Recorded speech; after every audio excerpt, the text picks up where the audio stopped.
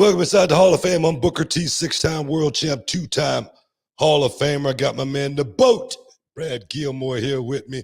And guys, we getting ready to talk it up, man. It's been a whole lot of news came down here in the last few minutes.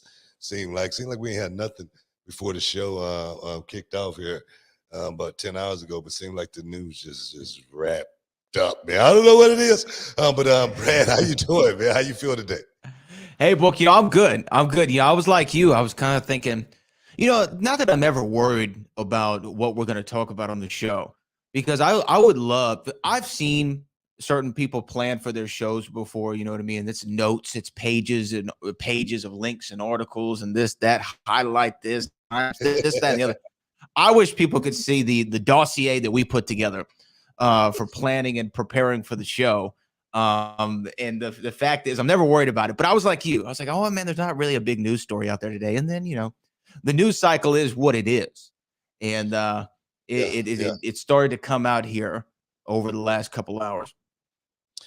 Yeah, let's not forget about the big fight going down this weekend. Keith Thurman stepping back into the ring with Mario Barrios. Both of these guys are coming off loss. This right here, I think, is a make them or break them fight for both of these guys. Who's going to pull it off? That's the question, as well as Leo Santa Cruz. I'm sure his fans are going to be loving seeing him back in the ring as well, coming off a loss.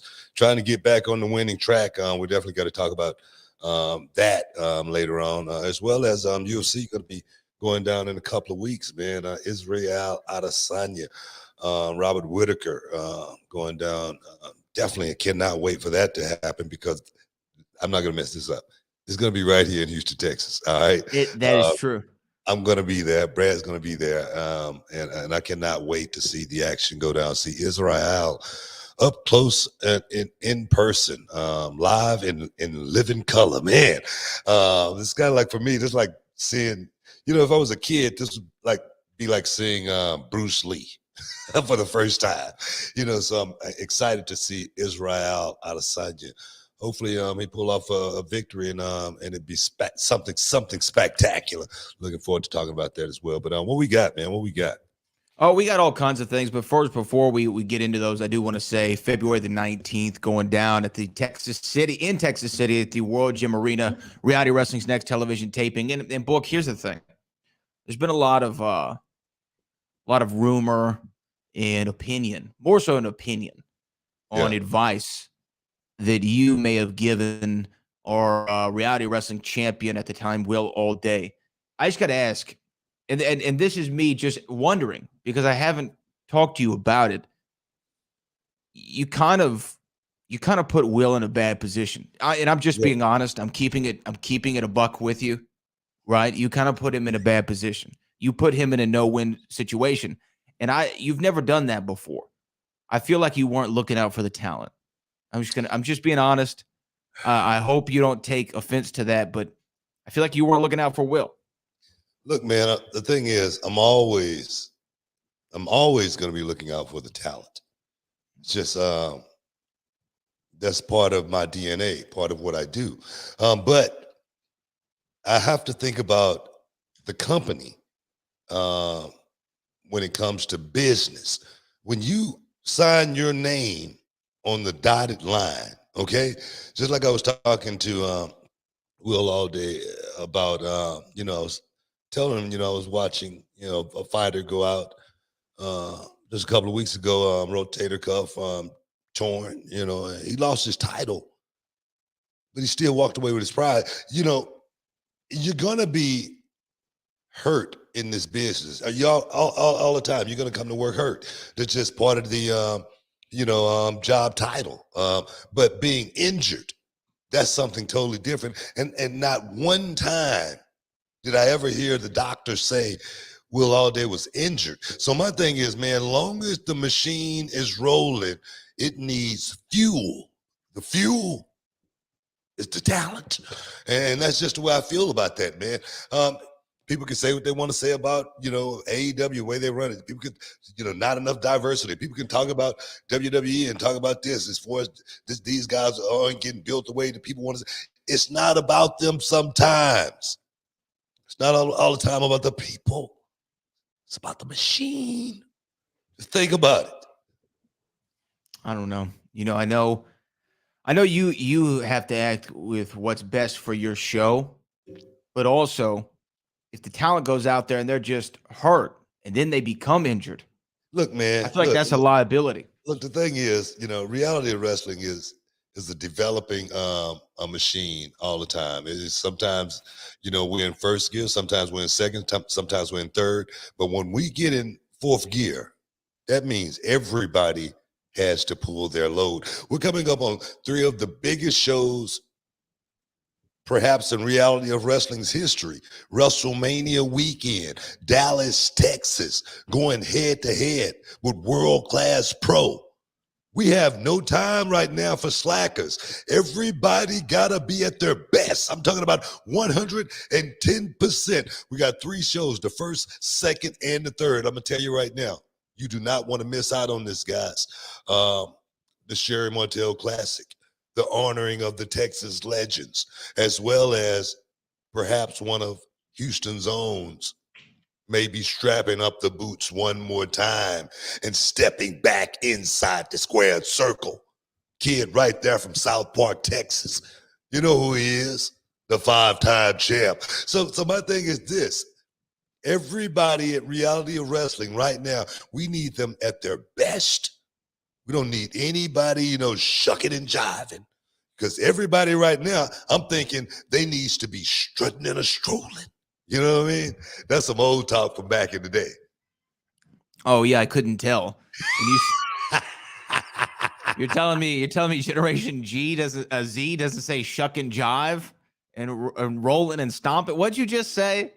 It was so old that I it went right over my head.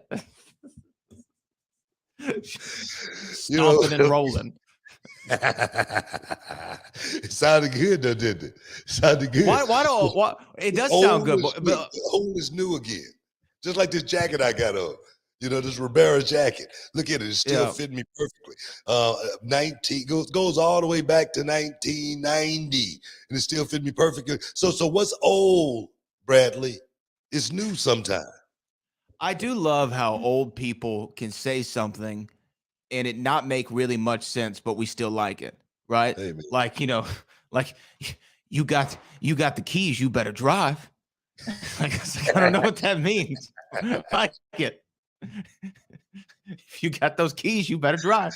It sounds good. It does sound good. And it works. It works. It worked back then, and it still works today. Just like shucking and jiving, and strutting and strolling. Strutting and strolling. And romping and stomping. Yeah, romping, stomping. That's part of it too. All those old lines, I'm still using them. They still work. I'm serious. Can you dig it? I mean, can you dig it? And sucker has gotten over so big, people steal it. That's another story. Well, things are what they are. Things are what they are. What to say? Big ups to all the people in the chat. Always our loyals here inside the Hall of Fame, getting your champagne wishes and caviar dreams. And I know you guys probably got a lot of questions about what's going on out there in the world today, but we're going to get to that. But I don't know. What should we start? I know we got to I'll tell you what, let's take a break here, and we got a break in 30 seconds, and then we'll come back. But like I say, I'm more excited for this weekend, man. That Keith Thurman return to the ring versus Mario Barrios. We're gonna have Keith Thurman here, hopefully, on the show here in a couple. So I'm like this here, man. I'm a comeback enthusiast. Pugilism. The pugilist going one-on-one inside the squared circle. Barrios got to step up to the plate. Guys, stick around. You're in the Hall of Fame. We'll be back in a minute. Judge a book by its cover. You can look at someone and just like, say, for instance, I had a kid came to my school when he was 17 years old. And I asked him to get in the ring and to do one roll, do a right roll, a left roll, and do a front roll, kind of like my 8-year-old kid does. And he couldn't do it. And I was like, man, you might want to try something else. I don't think this is going to be for you. I said, I tell you what, when you're 18 years old, come back. And he left, 18 years old. Kid came knocking back again. And I say, let me see you try those rolls again. He couldn't do those rolls, worth of crap. I said, I tell you what, go work out for 6 months and come back. All right? Kid worked out as much as he could, came back 6 months later. And I said, let me see those rolls. He still can do those rolls. I said, why do you want to do this?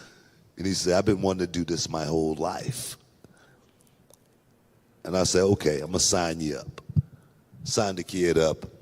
He sit on the sidelines for maybe 6 months to a year, and he was training, and he was just taking notes, and taking notes, and taking notes. Finally, we had a show, and the kid couldn't show up. And I said, hey, man, I'm going to put you in a match tonight. All right, just get in the ring. Let me see what you can do. He got in the ring. He showed me a little bit of something.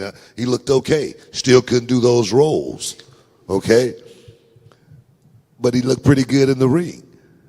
Next thing you know, next show, I put the kid on the show again. He went out and did even better. Next show, he did even better. And it just started rolling after that. And he became the Reality of Wrestling champion. He was the champion for a year straight. Nobody could beat him. But he still couldn't do those roles. So I learned to say you cannot judge a book by its cover. Can you dig it, sucker? Welcome back inside the Hall of Fame, guys. Brad, we got anything over there? We do. We have a super chat right now. Our first of the show. Joe Compton in the house, who says this. My dream match for WrestleMania is Booker T versus Roman Reigns versus Brock Lesnar. Come on, Book. Come on, book that match, Vince. Do you have another run in you? Come on, dog. Hey, that first part I like. You know what I mean? Leave that second part the hell out of it. Okay? With Brock Lesnar? Yeah. But that first part with Roman, I tell you, man, if I had a chance to get in there with anybody, if I had a chance to get in the ring with anyone right now on the roster, it would be Roman, just to, see what I had left in the tank. And that's a match that, like I say, I'm not looking to scratch any itch or anything like that. But I really think that's a match that would motivate me to actually get in as tip-top shape as I possibly can at this stage of the game, to be able to go out there and just do it, just to say I did it, because the dude, man, he's good. He's good. What makes him so good, though? Well, it's the I always explain it. It's like it's like the wind. You could feel it, but you can't touch it. Mm-hmm. And that's I can't give you all of the intangibles that Roman does, and without giving away pretty much all of the secrets to the business. But the guy is you could tell it's in his blood. You could tell he grew up around it. It's not a guy out there playing wrestler. It's a guy going out there and being in the moment. And really trying to get every ounce of feeling out of the fan that's watching, opposed to how many spots I can do in a match. He's trying to really get into your soul, into your heart. Just like when he pulled the chair out and went to beating the hell out of Seth Rollins. It was one pan of the crowd that they showed, and everybody was going crazy. Everybody was mad. It felt like back in the day when the fans were throwing their popcorn and their soda cups and stuff in the ring, and the guy just standing there and letting it all just hit him. You know what I mean? That's what it felt like for a moment. And it's very few guys can get that, even beating the hell out of someone with a chair. It really is. It's very few guys that can do that. And you know what's weird about Roman too is he was so obviously, as far as the company goes, he was kind of put in that position. Like, this is going to be our next John Cena. This is going to be our next Hogan or, Steve Austin, Rock, whoever the standard bearer is at the time. This is going to be the next guy that we build the whole company around. And like Cena in that way, they both got that opportunity really before they were ready for it. All right. They're so young in their careers, Roman and Cena. Cena became a top guy like 2.5 years into his run, right? Yeah. But they both, Roman especially, started to work at that level as soon as they were put in that position, right? As soon as Roman was in the main event, he was working like he was in the main event. You know what I mean by that? Well, like he rose to the occasion. Almost like you talk about how the championship can give you that cloak of invincibility. It was kind of like that thing with Roman. Yeah, I think so. But I think that Shield ride helped him out a whole lot as well before he actually got into that position. Sure. Because when he got put in that position, it was a sink or swim mentality at that time for him. Because the scripts were being written for him. He had to go out there and try to, somewhat beat a rock, be witty and funny. And, all he needed was a guitar. You know what I mean? Yeah. But I remember one time they made him say suffering succotash. Yeah, exactly.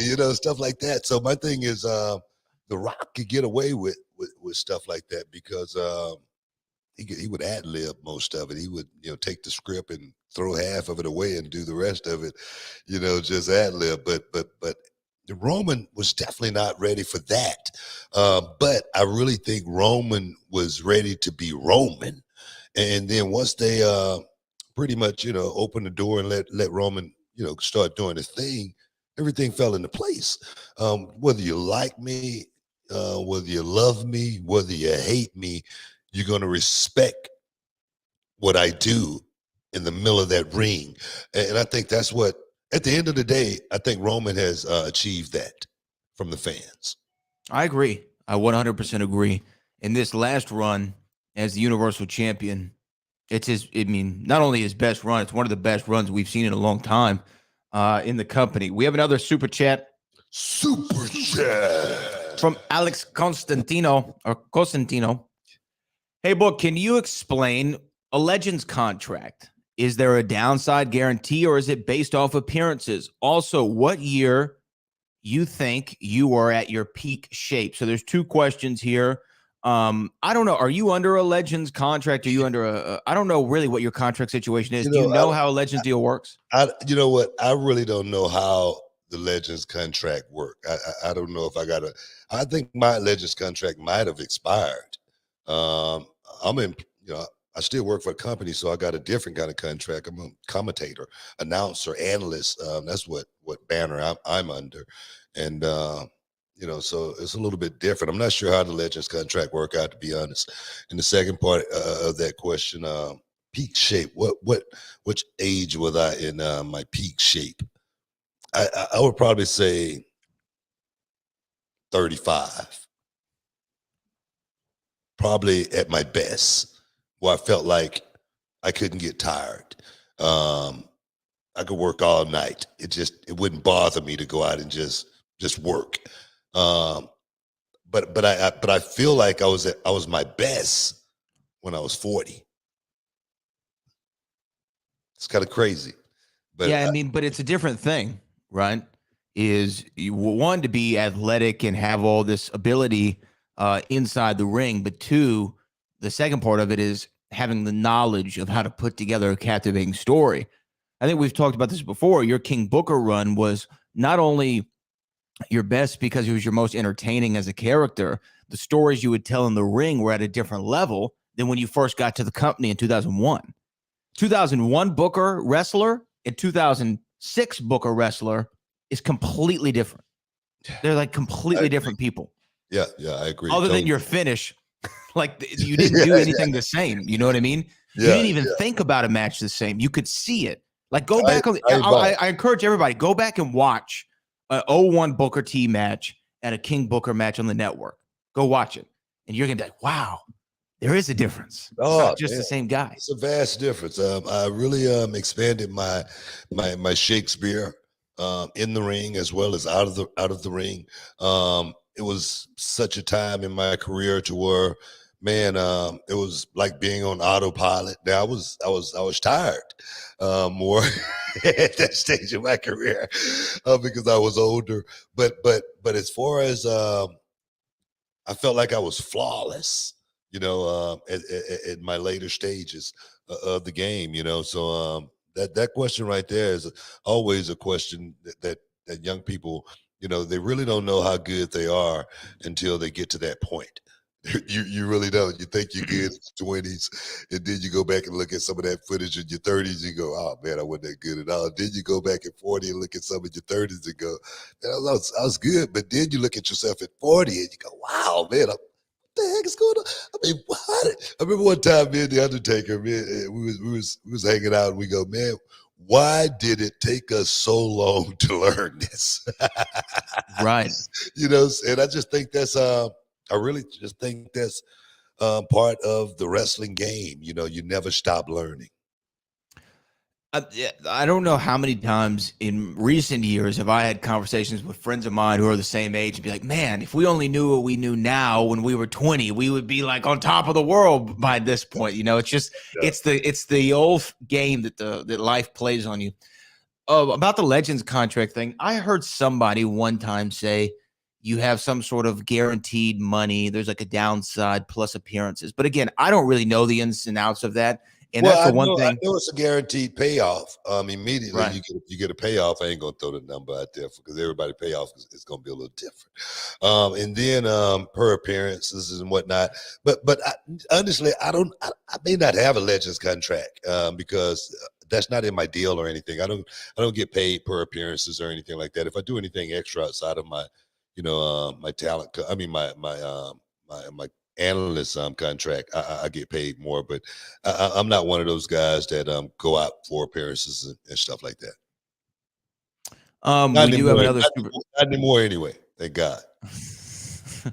we have a guy, the Gav Norris says, can't wait to do a Spinaroonie on 2K22. Dig that. Oh. Yes, of course. I remember there was one year.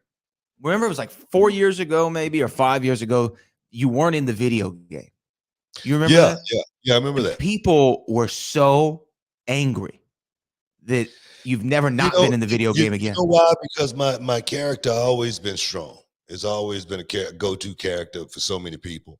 My percentage has always been around 89 to 90%, but I've always been able to work well with the guys that had higher percentage, and I would always beat the guys that had lower percentage. So I think that's what it was more than anything. People were like, man, come on now. Come on, how you gonna do the 5-time champ like that? As well as that royalty check. I was a little hot about that. Needs the money, baby. We needs that green, man. We need them Geeters to get in on time every quarter. So my thing is, I'm looking forward to the video game because we missed out last year. Last year, it wasn't a WWE video game. It didn't come out. A different one, a different version came out. It was like more kid friendly, I guess. It was like more guys just jumping off stuff. It sucked. I played that game. It wasn't good. I'm just playing. But now we're back. 2K22, and I can't wait to get the video game. Guys, stick around. You're in the Hall of Fame. We'll be back in a minute.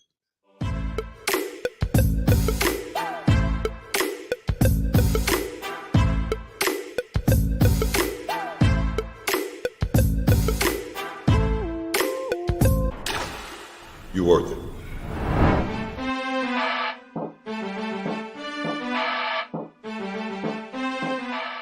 Walker Texas Ranger handles the bad guys with a roundhouse kick. I'm Jim Walker, Walker Texas lawyer. I handle the insurance companies with a roundhouse kick to the wallet. If you've been injured in a car, truck, or motorcycle accident, give me a call at 713-552-1117 or visit my website at walkertexaslawyer.com. You'll be glad you did. Why would you call anyone else?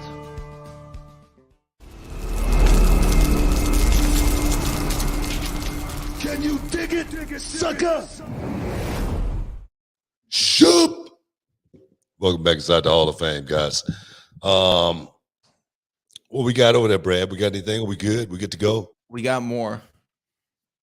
Super chat. Before we even move forward, thanks for the super chats, guys. We appreciate it. Yes, and of course, one of our favorites, Callie Toenail, who posted those books on his Twitter page the other day. We saw that he had a book from Book and a book from Boat. Look at that. You're just hopefully you're well read, Callie Toenail. I hope you're well read. My uncle used to say, "I bet you $1 to a donut," or something like, "I hit that thing 90 going north." Old saying makes the new saying. You gravy. I haven't heard "I hit that thing like 90 going north." I like that. Though. I do like it. Yeah, I like that. Yeah, seriously, man. Nah, man. Old sayings and new sayings. Like I think that was that Drake saying, my old flex is my new flex. And did he say something like that? Something like that. Yeah, so that's all it is, man. Yeah, seriously. I mean, Hey. I was just talking about this sweater that I got, and I've been having it for like about 20 years plus, man. That's something gonna still look good. I had one, it was sweet. It looked like it was handmade, looked like some grandma had knitted it. But it was so sweet and it fit me perfect. But one of the threads started running on it, and I sewed it back and got it back together. It's right around the button area. And then it started running more, and then Charmel told me to finally just get rid of it. I was so mad, man. My favorite sweater of all times. Hey, man, you were talking about Drake. Yeah. And I just saw there was it was a gossip, of course, but Drake unfollowed ASAP Rocky on Instagram, right? Yeah. And this is a big deal because they're good boys. But do you know why he unfollowed him? It probably has something to do with some honey. Yeah. So ASAP Rocky and Rihanna just announced that they're having a child together. See what I'm saying? Didn't I tell you? And that's Drake's old John right there. I'm like a psychic. This is man. old King. I'm like Johnny Wishbone, psychic extraordinaire. You know what I mean? You think it, poof, I think it. You know, Because I'm Johnny Wishbone. That's who I feel like right now, Johnny Wishbone. Hey, wait a minute. How come we've never named all the characters that we've tried to come up with names for at Reality of Wrestling? How come you've never thrown out Johnny Wishbone? Oh my God. It's coming.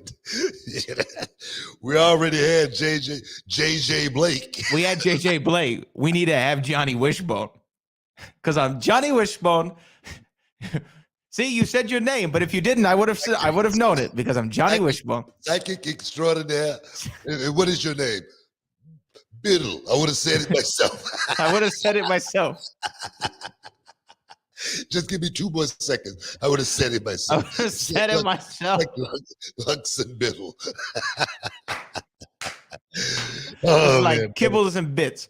Beverly Hills Cops, man. One of the best movies of all time. The second one is the best of all of them. But the what do you call it? But yeah, he got Rihanna. ASAP Rocky got Rihanna pregnant. So now look here, bro. Look here. You didn't want it. You know what I mean? You ain't want it. I mean, everybody passing over Rihanna's hot property. Okay, she is. She hot. I always said Rihanna was the ticket. And the thing is, she like men. You know what I mean? It's nothing wrong with that. She like men. But Rihanna, I'm sure you tell me something like that. He got a beef. Drake got a beef. ASAP Rocky. I get that all day long, man. It's about some honey. It's the only thing it can be about. It can't be about the rapping. Both of these guys making way too much money to be thinking about that. Right. So it's got to be about some hot honey. That's what makes the world go round, man. Women are the root of all evil. You want to talk about how we made headlines on this show? I ain't lying, man. I'm serious, man. Hot women. They will make you do some crazy things. Will make you do some crazy stuff. And I was just watching this story on one of these channels that I watch, and this guy met this chick on the internet. All right. Mm-hmm. Met this chick on the internet, end up killing the girl's mom because she wanted to get out of the house. Convinced him to do it, and he hadn't even had sex with her or anything. just caught up. So people, man, are nuts out there in the world. When it comes to women, he did this all anticipation of getting some. Lost his damn mind. Can you imagine how many people he would have killed if he would have got some? God Almighty, So people, be careful out there, man. Be careful. Just in anticipation, right? Just thinking about it. Just thinking about it. Can you imagine if you would have actually got a chance to, man? Come on.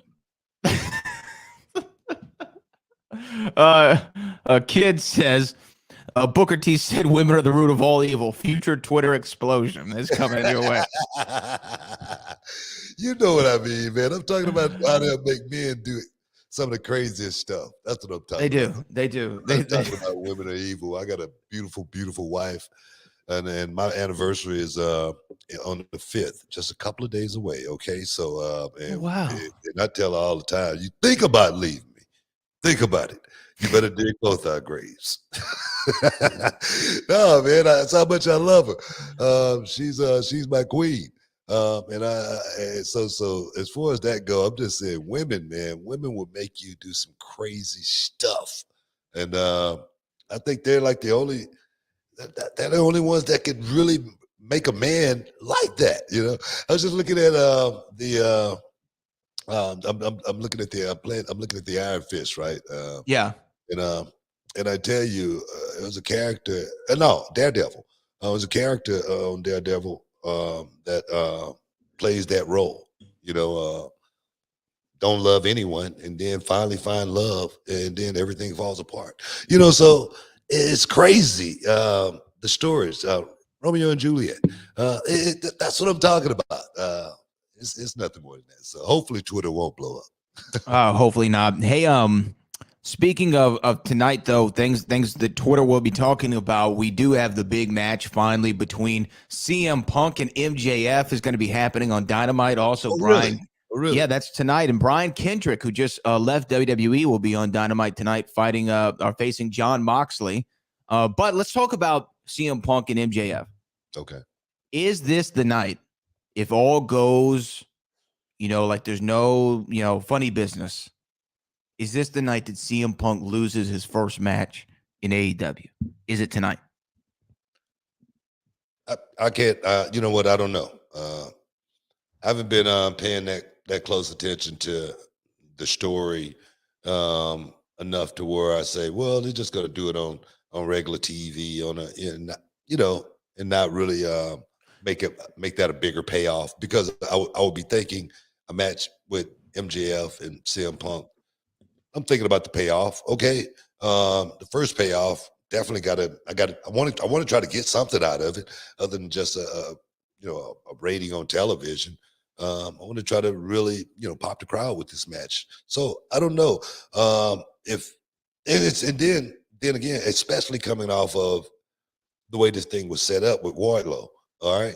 Because I thought Wardlow, me perfectly, thinking in the perfect world, the way that thing would have ended was, Wardlow left him laying on the outside of the ring after he went through the table. And man, if Punk, this guy is bruised, battered, and torn. He may have, had a disc problem after that. We don't know if CM Punk is ever going to be the same after that. And then MJF called him out, and then something actually happened. So I don't know as far as, if this is the night or should be the night. Let's just say that. Well, okay, let me rephrase it. Should CM Punk's first loss in AEW come at the hands of MJF? You know what, man? If I was booking it, I would say yeah. Okay? If I was booking it, I would say yeah. Just because, I don't know, I'm not going to beat MJF right now. It's just not something I'm going to do. Just because I find MJF in a place to where, man, this guy's, one of these guys to where I see getting the rocket put on him and, pushed all the way to the moon. We're going to hitch our wagon to him and see exactly how far, he can take us. He's one of those type of guys right now in this generational of professional wrestling that we're watching right now on television. So MJF is going to win that match. It will be CM Punk's first loss. But there again, you know how I am, man. I hate to book shows. Because I know somebody will say, "Oh, CM Punk shouldn't lose to MJF." I know there's a lot of people out there that's going to say that as well. But for me, it was still a way for CM Punk to save face and be able to do something with MJF if the thing with Wardlow, from my perspective, would have been played out the right way. Now, that's just me booking the show the way I see it. Oh, wow. Well, I do agree with you. And as you were speaking, some breaking news coming across the ticker. I just was talking about how Brian Kendrick was scheduled to face Jon Moxley tonight on Dynamite. But according to Tony Khan, Brian Kendrick has been pulled off of the show due to, do we have time to get to this, or should we take a break here? We got 1 minute. Give me a little layover what we're talking about here.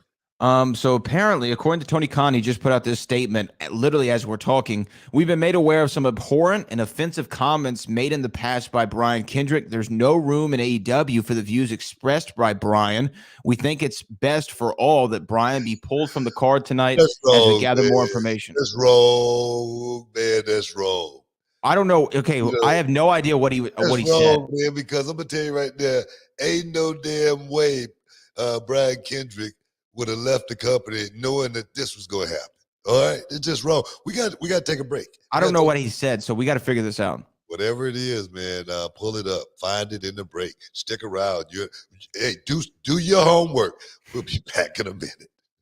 Another shot from Mysterious Q to the chest of Brian Keith. And what are they thinking this time? Is Q going to do it to the outside? No. Oh my God. Oh, Brian Keith with some headbutts, trying to fight out of it. Using everything. The suspense in this match is just too much for me. Oh, the top rope. Oh, can he capitalize? This is it. This is it. 2, 3. No.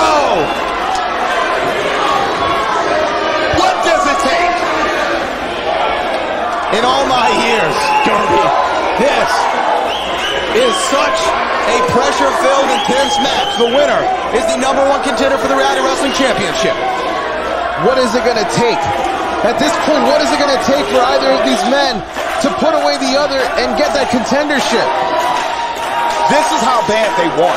This is what it means. This is what... Q catches it. He catches the kick. Brian King. Oh! He might have knocked him out. He might have knocked him out. He might have knocked him out. Can he turn him over? Oh, he's going to pick him up. He's trying to pick up Q, and Q's just dead weight. He's complete dead weight at this time. Brian Keith. Oh, now it goes. Here it goes. Looking for that rodeo DDT. Rodeo DDT. He's got him up top. Q cutter! What? Out of nowhere, 1, 2, 3, Q is the #1 contender for the Reality Wrestling Championship.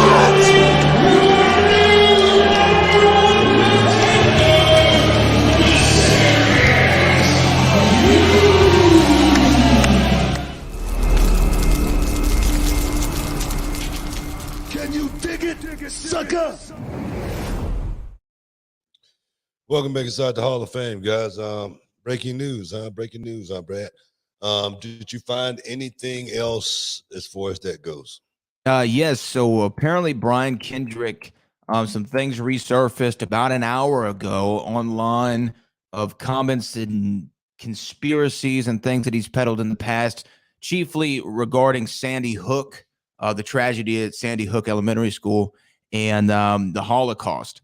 And one of the comments, according to, and I'm reading this, by the way, on WrestlingInc.com, according to this website, he also commented on the Holocaust, saying that it was overblown and that there is inbreeding between Jewish families for years, and a lot of just kind of third rail weird. I'll tell you right now, I don't blame AEW for pulling the plug on this thing. But I tell you, it seemed like that's something they should have known before advertising this guy. And because it seemed like a jab at WWE. Let's take him and put him on the show immediately, soon as he get released, the day of, pretty much.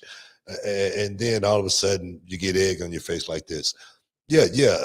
I agree with them 100%, but definitely it seemed like this is something that they should have known about Brian Kendrick before they actually started advertising him as, one of their guys. I don't know. As well as, putting this, they say, say it, forget it, you write it, regret it. Yeah. That's 100% these days. That was probably some good money that this guy was going to be making for that shot right there. Money that he probably needs, money that he could pay a few bills with.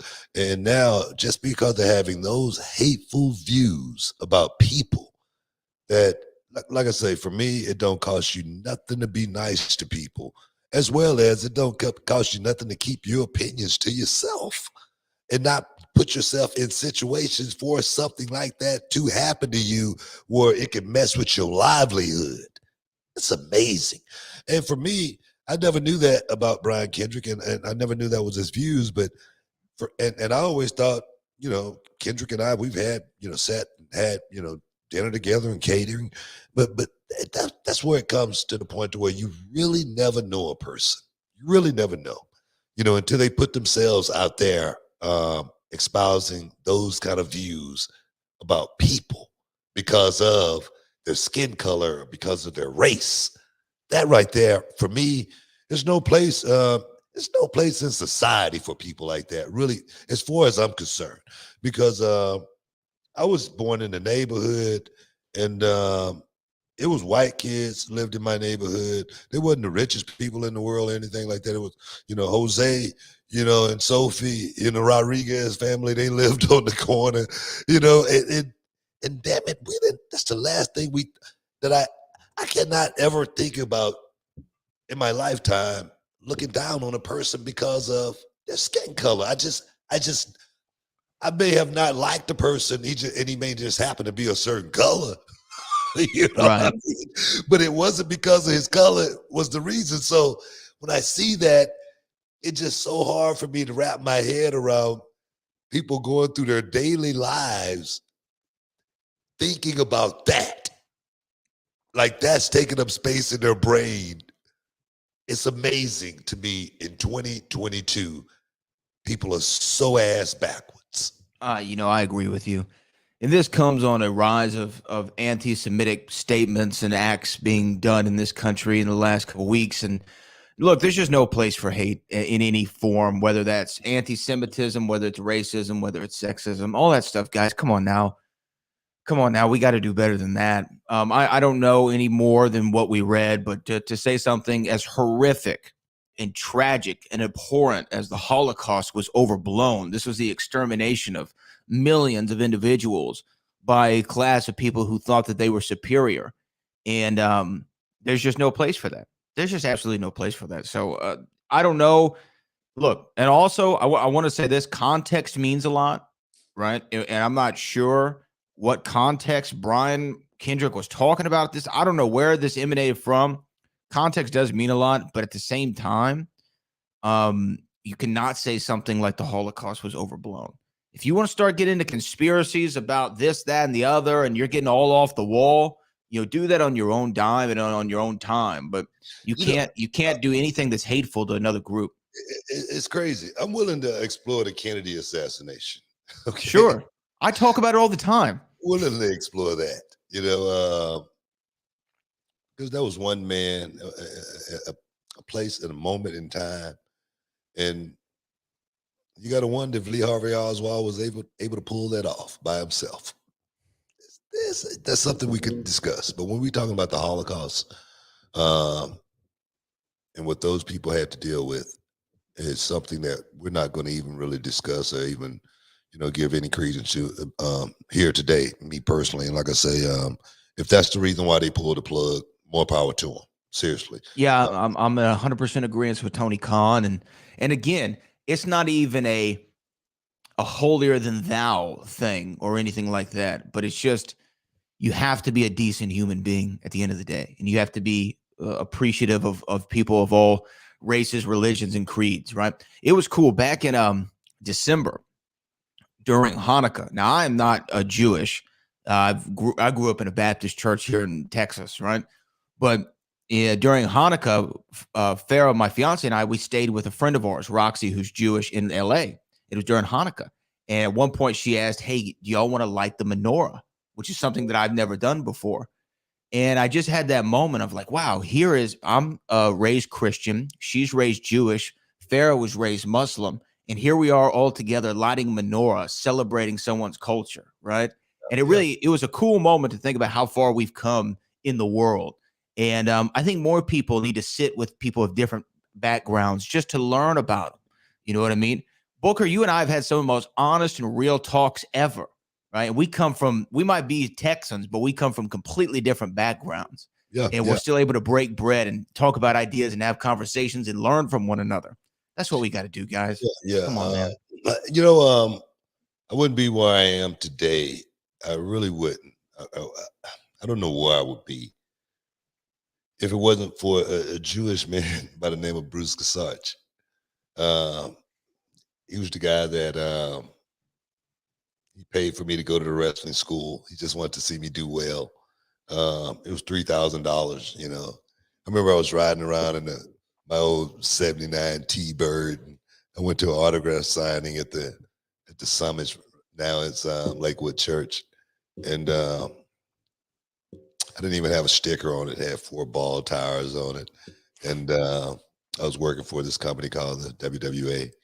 And pulled up to the Summit, and there was a police officer out there directing traffic. And I asked the police officer, where should I park? I'm with the WWA wrestling, and we're there to do an autograph signing. And he goes, valet parks your car for you. And I was so embarrassed that valet had to park my car, right? And I was talking to Bruce about it and telling Bruce that story, and Bruce gave me a down payment on my Z28. It is a Jewish guy, you know. If it wasn't for that guy, I don't know where I would be at. And I know he taught me something, and that was, you know, if I ever find somebody in that position, you know, I could lend a helping hand and help bring them up. Just do it. He never asked me for one dime. He never asked me to pay him back or anything like that. You know, he just asked me to pay it forward and help somebody else out in life. And I've had my wrestling school now for almost 18 years. And I really believe that it's because of people like Bruce Kasarch saying, you know, pay it forward, and him putting his hand out to me and, you know, helping me out, you know. So there's a Jewish guy helping a black guy. So I've never judged people by their skin color, and you just don't know what you're missing out on when you have that kind of hatred in your heart. You really don't. Yeah. So again, I'm with what you're saying. I'm with what Tony Khan did. I think that was a move that had to happen. You know what I mean? Had to make it happen. Yeah. It was the right call. So but make sure they do some research on these suckers next time. You remember the movie? Game Change, or was it Game Changer? The one about the 2008 election with John McCain and Sarah Palin. Yeah. And, you know, the thing that got them caught up, according to the movie, is they didn't do their due diligence in vetting all the candidates for vice president. And then, you know, you saw what happened in the movie. But you got to vet as much as you can. You know what I mean? Now, as well as, you know, you can say something and it can stay hidden for a long time until you get an opportunity to do something, and then somebody that didn't like you say, look, I'm gonna put this out and just see if I could just mess everything up for them. You got people out there today that's got that ability through this social media thing that we have now to be able to wreck your whole lives.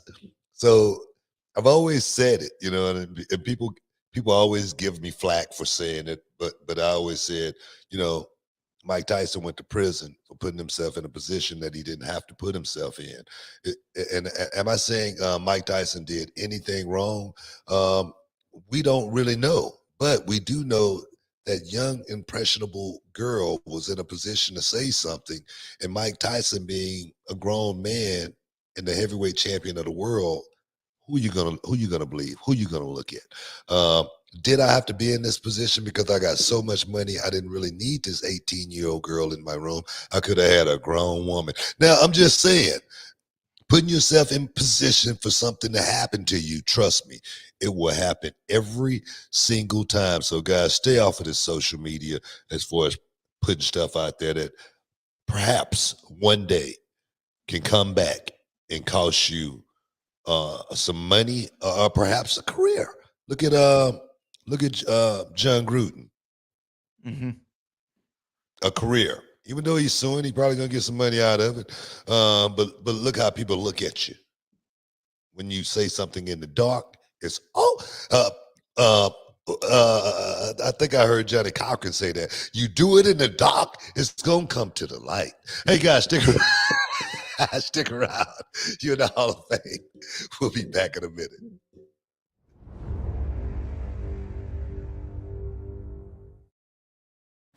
So when I think back of my time on the Independents, I was there for a long time. I was busting my ass for 15 years on the Independents before I made it to WWE. And for a long time, for I would say 95% of those 15 years, I had no idea if WWE even knew who I was, you know? So I had no contact with them, no any kind of hope that I was gonna make it here. I had hope, but I had no reason to believe that I would, except for my own belief in myself.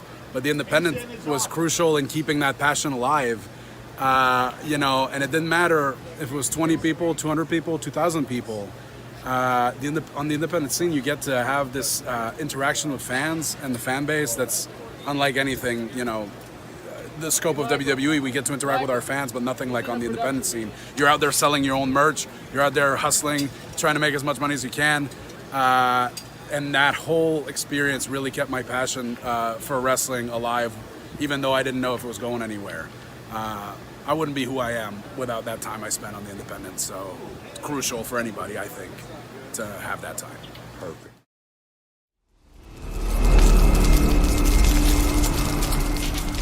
Can you dig it, sucker? Shoop. Welcome back inside the Hall of Fame, guys. I was just checking to see if it was anything else that came across the ticker. But you know. There's a small story that was out there today that I see that the chat has been talking about. Shane McMahon, who came back to the Royal Rumble at the 28th spot on Saturday in St. Louis. Hadn't seen Shane on television since WrestleMania last year, I believe, in the cage match with Braun Strowman. He came back. There were the reports, whatever. But now it seems as though Shane's run with the company, at least as a talent, on-screen talent, is over. At least according to reports, which, you know, how accurate are they? I don't know. Yeah. But that's what's being said.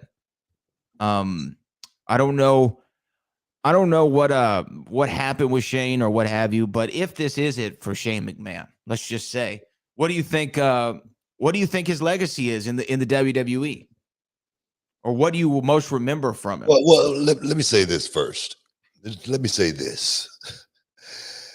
I don't think we should. I think we're jumping the gun here, honestly. I don't think we should be having a conversation whether we're going to see Shane McMahon in a WWE ring or arena doing something again. I don't know. I could be wrong, but I just think Shane McMahon will be doing something with WWE in the future in some capacity. Okay, let's just say that. As far as the Rumble goes, let's just, I know a lot of people out there, wondering, what, Booker T thinks about this. I do know that there are pieces missing from putting that Rumble together like it was put together before. One of those guys is Triple H. Hunter was always around when it came down to, making sure the pieces were in the right places when that kind of stuff was going on, angles, whatnot. Um, so I can only imagine what was the process of trying to get that rumble together and make everything, come together from a storyline perspective. Had to be a madhouse.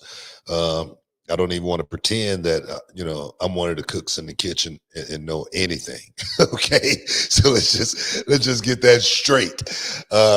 But I do know Shane McMahon is not being one of the superstars on the show has always been one of the hardest workers, and I do know also that the talent back in the day, we always looked at Shane McMahon as one of the boys. Okay, we really did. But I do know something also that all of those guys that Shane McMahon was in the locker room with back in the day, I don't know if any of them are still in the ring. Wow. In WWE. Yeah, you're probably right. Okay, so I'm sure it might have been some friction. I don't know or anything like that, but I do know things change, and I do know just like say for instance, I've said something about these young guys on the internet. Immediately they respond. So you can't tick them off. Is what I'm saying. So but I do think we'll see Shane McMahon in a WWE ring. I don't want to get to the point there as far as what was his legacy and that. Yeah, and sure. I just want to respond on that just to give my take. Let me ask you this, just talking about Shane, because you and him were paired up together when you came into WWE on television, at least. Do you remember the first time you met Shane or a conversation y'all had about that run? I don't remember like any specific conversations or anything like that, but I just know Shane and I was, was just tight. Like I say, he wasn't one of those kids that was the rich kid, the son of the boss, and everybody hated him, or everybody was just kissing up to him because he was the boss's son or anything like that. No, Shane was, really one of the boys. I remember Knobs and Sags telling the story where they had to babysit him one time, and Vince got so mad when they found out the Nasty Boys was, looking out for him, but he was just one of the boys. I remember I got downstairs, I got some bookends that Shane gave me, and he gave them to me in a promo, and I go, what are these? He goes, they're bookends for your books. So Shane and I, we always had a really, really cool relationship from a perspective that I never looked at him like the boss. Always just looked at him as like one of the boys who was the boss's son. I don't know if you could, kind of like separate the two, but for me, he never came off to me like, there again, I was working for him. He for me, when I was a kid, I really loved him character-wise. The way he come out, the song, the little dance that he do, where he'd do his arm like this. He always had the Jordans on. You know what I mean? Shane was cool. And then you always knew if Shane McMahon was going to be in a match, this guy was going to do something crazy. Yeah. That's why I remember when he came back at Dallas in Mania 32 against Taker, as soon as they made it a Hell in a Cell match, everybody goes, Shane's jumping off the cell. Like everybody knew he was going to do it. And it was just a matter of when, not if. And I remember him jumping off of that cell, and I was sitting in the crowd and I just saw it happen. And it's one of the most unexplainable things to me from a guy who was nearing 50 at the time. He was probably like 47, 46, 47, 48, somewhere in that range, whose dad owns the company. There's no reason he has to do this, but something isn't right with those McMahons. Vince, I remember, took a bump off a cage one time and broke his tailbone, going through a table. Yeah. Something's not right with them. No, I don't get it. being the boss's son, not having a, and that's a proving thing too. And he's got to be trying to prove something to not only himself, but to his dad as well as the boys. I'm willing to put myself out there and go just as far as you guys are for the show, for the sake of the business. So Vince was one of those guys too. Vince was always a guy that was willing to get in the ring and not just talk about it. He was willing to go out and represent the company. And I get a little bit of that from Vince McMahon with reality of wrestling, going out there and like right now, put my boots on and say, hey man, I got to get in there and do a tag match with one of my guys just to show that, hey, I'm still part of the crew. I don't ever want to be that far away from being one of the boys to where I can't understand what they're thinking. To where I'm outside of the realm of being able to understand exactly what they might be going through. And I think once I get to that spot right there, it's time to totally vacate. Yeah. Just thinking about, though, some of these crazy moments. You remember when Shane, I saw them talking about in the chat, Daniel just said it in the chat. You remember when Shane took that bump through the King of the Ring glass with Kurt Angle? Yeah, Kurt Angle, yeah. That right there, that's an iconic moment. When he jumped off the stage to Tron. Remember that one? That was higher than any of them that he did. So my thing is he's definitely proven himself as being one of the boys that we respect as one of the guys. So I think his career is solidified. I don't think he has to do anything else to actually make that happen. But I'm just saying I do think we'll see Shane McMahon inside of WWE. I don't know what the reports are really all about. I don't know exactly what went down at the Rumble. But I'm sure more is going to be coming out. Yeah, I mean, there's literally, if you go to a different website, they all have a different report of what happened. And that's what I'm saying. That's why I'm saying I mean, this just happened, and I don't want to speculate on it. But when I saw the headline that Shane McMahon was let go, like he was Mustafa Ali.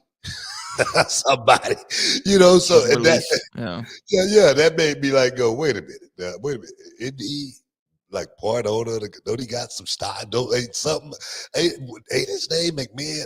That's what I'm thinking, because I don't care. If my dad got a job, I got one.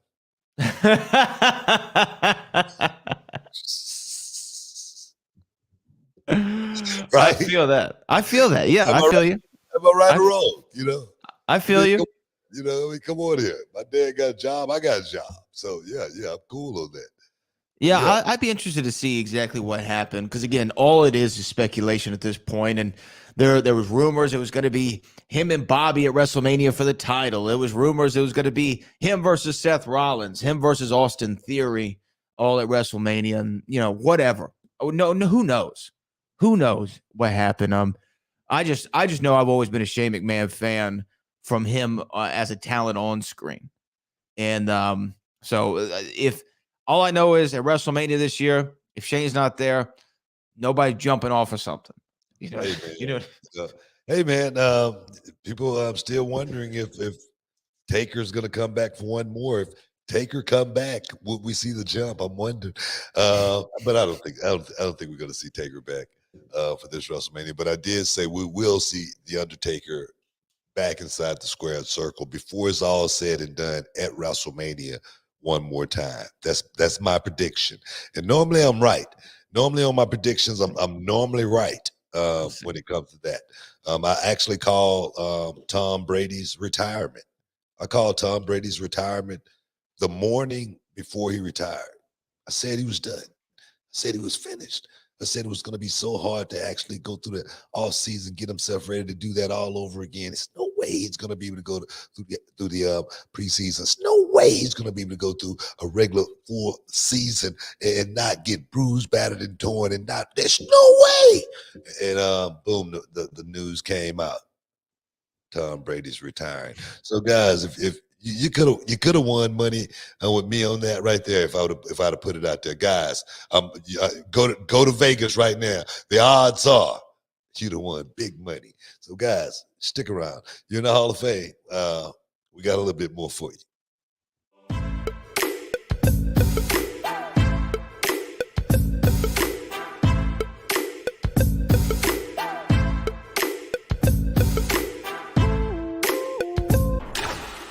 You're worth it.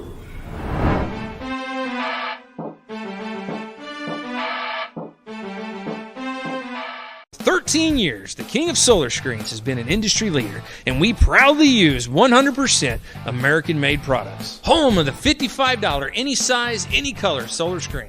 Well, what about arches? $55. What about circles? $55. What about rectangles? $55. Any size, any color, installed free. The King of Solar Screens, on time, every time. Now, can you dig that, sucker? Can you dig it, sucker? Welcome back inside the Hall of Fame, guys. See, we got a couple of super chats, Brad. Let's take care of that. Yes, let me get them in here. Our first one right now. Super chat. From Andre Photography TV says, not to change the subject, but how does a wrestler like Tamina Snuka keep her job with WWE for so long? She got no crowd reaction ever. Crickets. Now, this is his opinion, but do you care to comment to that, Booker? Yeah, I'm going to come in on it. You know what I mean? You have some talent in your company that they're like soldiers. Okay. All of your soldiers, they're never going to be like generals. Okay. So to speak, from a perspective to where they actually wear the stripes. But the generals know that soldier right there, I can put in a position of leadership. And she's going to actually be able to lead by example, by what she goes out in the ring and do. Now, you may think, there again, she doesn't get the greatest crowd reaction. But when you watch her in the ring, I ask you the question, is she believable? Is she someone you can say, man, somebody getting their ass whooped? Okay? You go, yeah. And there again, if the ladies on the roster, if they're looking at the right things, or if they're in the ring working with that person, they're going to learn something from being in the ring with that person. Everybody can't be that superstar on the show that you're looking to win the women's title and all of that. Put her in a tag team position, boom, put the tag team titles on it. Yeah. Can we work from that position for, a length of time? Yeah. Put her in a singles position, put anybody in the ring with her. Is she capable of going out there and making that person look good? All of those things fall under that box when you look at someone like Tamina, and she passes the test on everyone, seriously. So that's why someone like Tamina has been around, as well as trying to stay injury free. Even though she's had a couple of injuries, she's bounced back from them, and she hadn't looked like she, someone who should be, part of this whole thing going on. Yeah, I agree. I mean, Tamina Snuka has been on the roster for, it's north of 10 years for sure. It might be longer than that. I mean, she came in around that 2010, 12 era, somewhere around there. But you hit the nail on the head. More than anything about Tamina Snuka, you could say she doesn't have the greatest splash of all time, or maybe she's not the most technically sound performer. But is she believable and bring legitimacy? Yeah. Yeah. I mean, that's why you keep somebody like that around.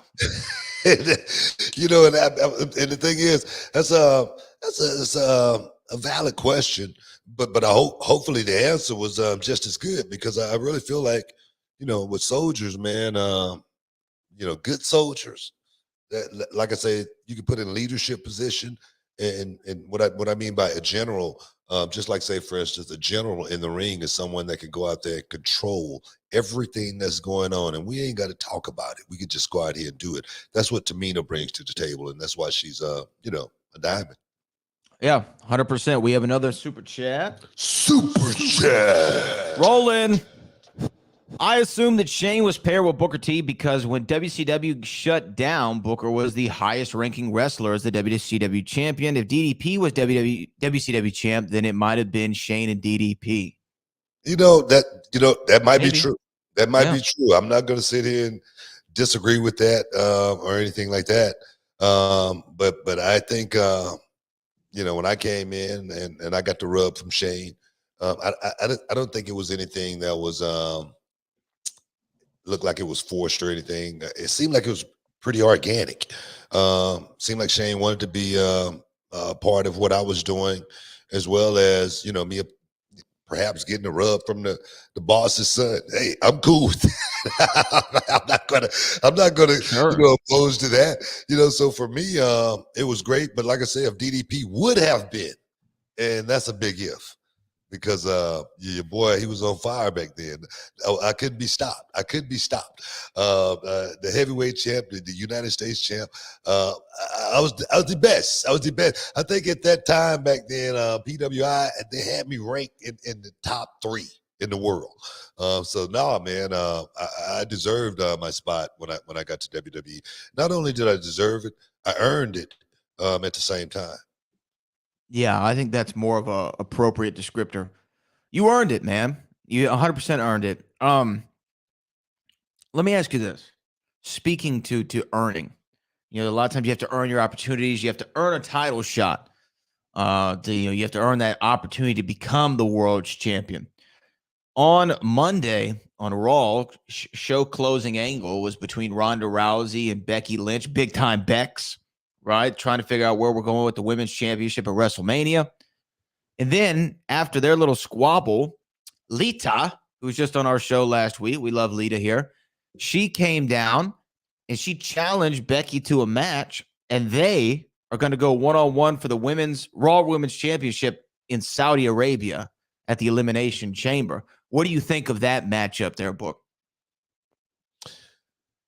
God bless Lita. You know what I mean? Go get that money, girl. Yeah. So, no, it's a great match to have for that Saudi crowd, because I'm gonna tell you right now,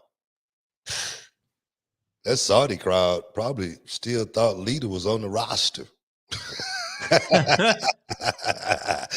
No, that's how much they love throwback. That's how much those guys over there love seeing someone from that era. So for me, them having a chance to see Lita over there is going to be huge. Becky Lynch is going to be big as well, but for the people in Saudi to see Lita, it's going to be a big moment for them, as well as it's going to be a big moment for women's wrestling. And for Lita to actually be able to have that moment there again, I think she deserves it. And you say, is she taking somebody's spot? I don't think so, because I don't think anybody from a female perspective of this era is going to be big as Lita in Saudi Arabia at this time right now.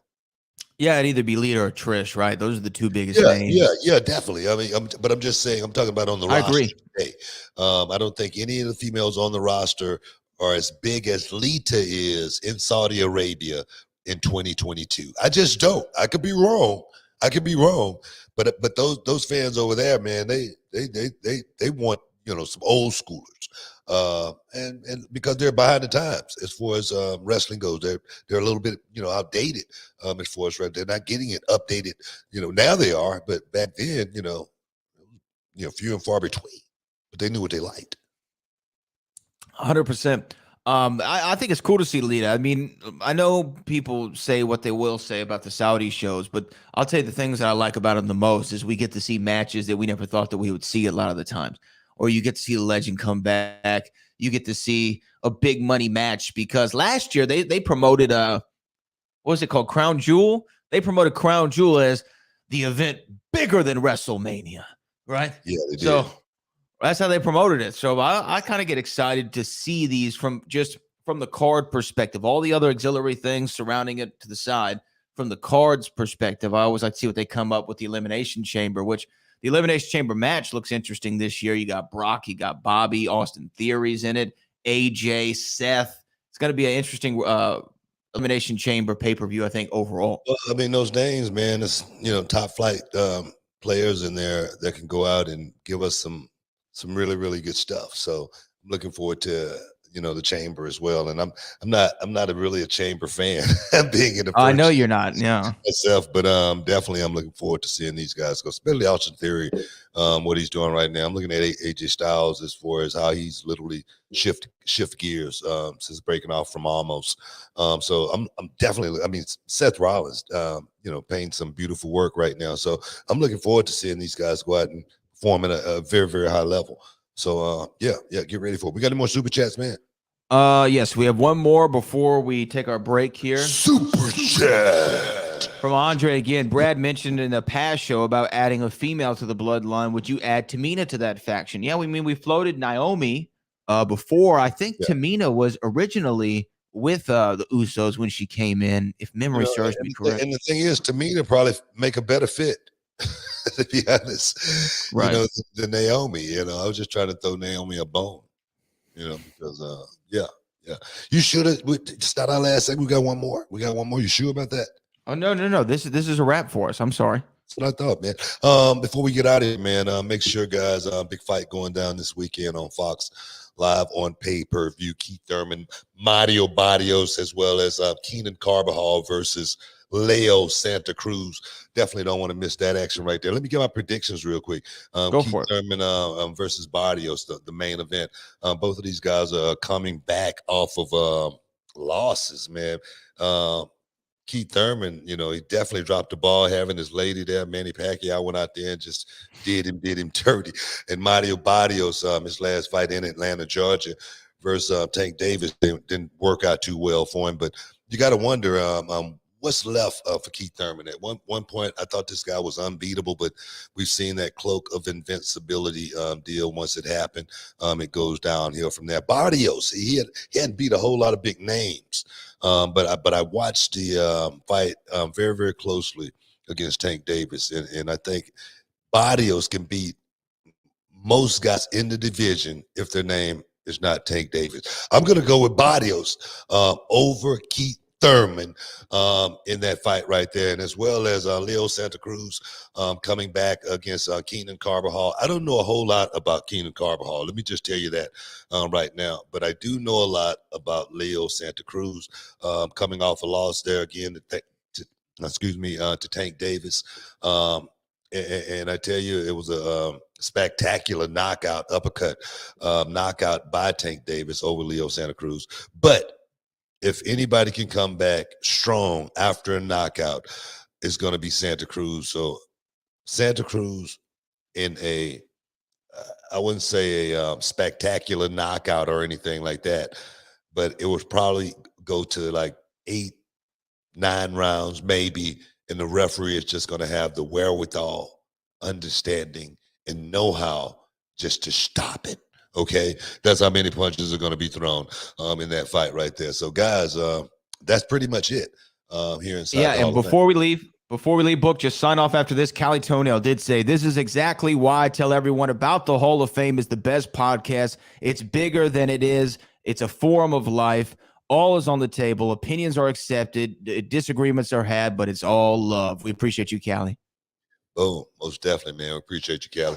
Hey, guys, same place, same time next week right here inside the Hall of Fame. We appreciate you guys. Brad, as always, we love you, dog. Hey, we out of here, man. Can you dig it, sucker?